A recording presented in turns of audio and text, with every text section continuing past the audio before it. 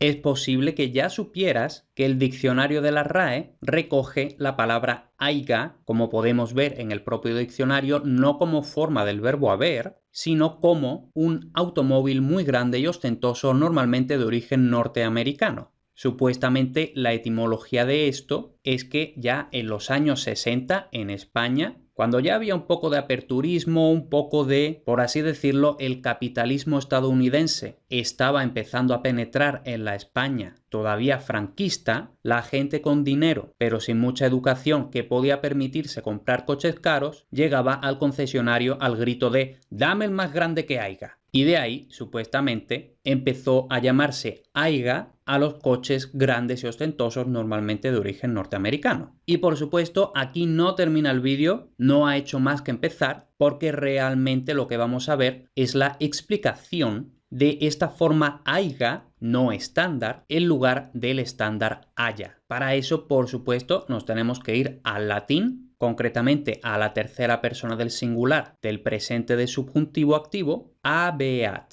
que es el antepasado del actual haya, y luego, como vamos a ver, también de aiga. Luego, para entender lo que vamos a estar explicando, tengo que poner algunos ejemplos más. Audiat debería haber dado el español actual olla y sin embargo la forma estándar es oiga. Sin embargo, en la Edad Media la forma olla, que insisto es la que corresponde, es la evolución normal de audiat, sí que se usaba. Por ejemplo, tenemos aquí una cita del setenario de Alfonso X que dice «rogando a Dios que es obrador de las cosas celestiales e aparellador de todas las virtudes, que oya las sus pregarias». Aquí habríamos esperado que oiga sus plegarias. Y luego tenemos también de fugiat, la forma evolucionada regularmente huya, que es la estándar, y luego la forma huiga, que esa prácticamente no existe en ninguna parte. En estos tres ejemplos tenemos casos típicos de yo tercera. Para compararlo, si de rubeu tenemos rollo, entonces vemos la secuencia be,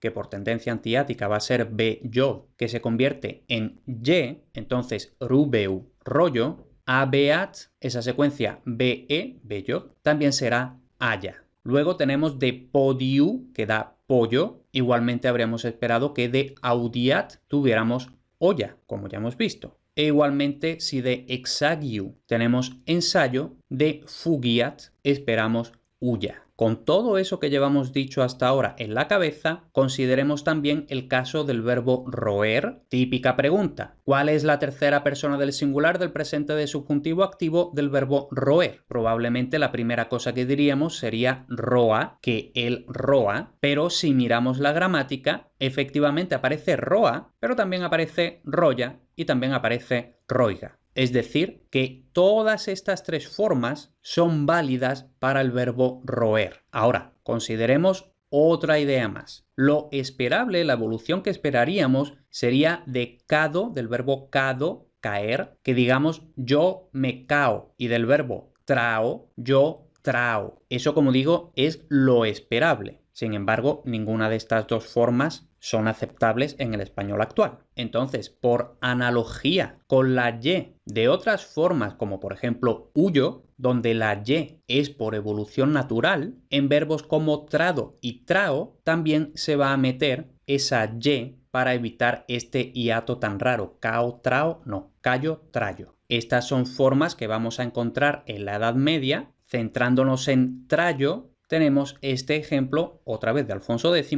en este caso de la General Historia, que dice «Hillo soy yo del rey Júpiter, o si te maravillas de cosas extrañas y maravillosas, e has sabor de verlas, maravillarte has de las que te yo trayo». Otra solución para evitar ese hiato raro, trao, era el llamado refuerzo velar, es decir, que se mete una g, quizá por analogía a otras formas donde la g era evolución natural, como por ejemplo digo a partir del latín dico, y por tanto también se mete esa g para evitar decir trao, pues trago. De eso también tengo un ejemplo de la historia troyana en prosa y verso. Esta espada que vos veedes que yo trago, muchas veces fue tinta de sangre de reis. y luego había una tercera solución que era la combinación de las dos soluciones anteriores, es decir, de cado, caigo y de trao, traigo, que como todo el mundo sabe son las formas del español estándar actual. Pero ya en la Edad Media se usaba también esta forma traigo y por supuesto traigo uno de los ejemplos más famosos, concretamente del libro de Aleixandre. Mester traigo hermoso, non es de joglaría, mester es sin pecado, caes de clerecía. Es decir, resumiendo todo esto, del latín traat habríamos esperado un español traa, y sin embargo, otra vez para evitar este hiato raro, en la Edad Media podemos encontrar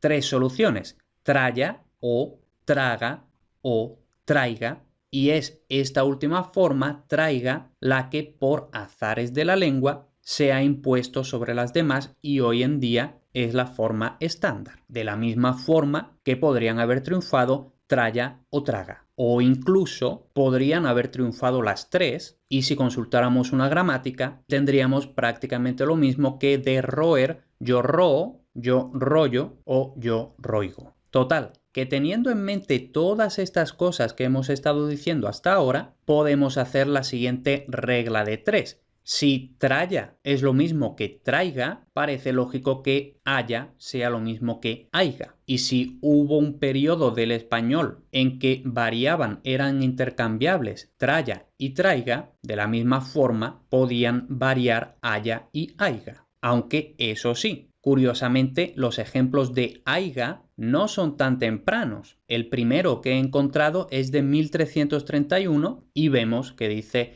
que la haiga en cuanto yo tuvier por bien el a mi merced fuere. Es decir, y que la haya aquí haber con el sentido de tener. Es decir, y que la tenga en cuanto yo tuviera por bien y fuera mi merced. Por supuesto, vemos aquí que haiga va sin h, como era muy frecuente en la Edad Media. Luego, nos podemos ir incluso a Fray Luis de León, que dice: de tal amor y bondad no hay que maravillar que haiga tales excesos de amor que turben a los que no le conocen. Aquí vemos que estamos ya a finales del siglo XVI e incluso todavía a mediados del siglo XVII tenemos este otro ejemplo. Lucifer no puede creer que haiga mujer que durmiendo pida. Dicho todo eso, a modo de breve conclusión, vemos que lo que tenemos es principalmente analogía, es decir, si formas similares dicen, por ejemplo, traiga, pero ese traiga es equivalente a traya, parece lógico que también haya y haiga sean equivalentes. Y luego el segundo factor es el prestigio, es decir, hoy en día se considera vulgar, no estándar, la forma haiga, pero como hemos estado viendo a lo largo de todo el vídeo, no hay ninguna razón inherente para decir que haiga sea una forma incorrecta. Si actualmente se ve, se entiende, se considera, se percibe como una forma vulgar, es simplemente porque no ha prevalecido, no ha triunfado. La forma prestigiosa y por tanto la que se ha convertido en el estándar ha sido haya, pero podría haber sido igualmente haiga, exactamente de la misma forma que hoy en día la forma estándar es traiga y no traya.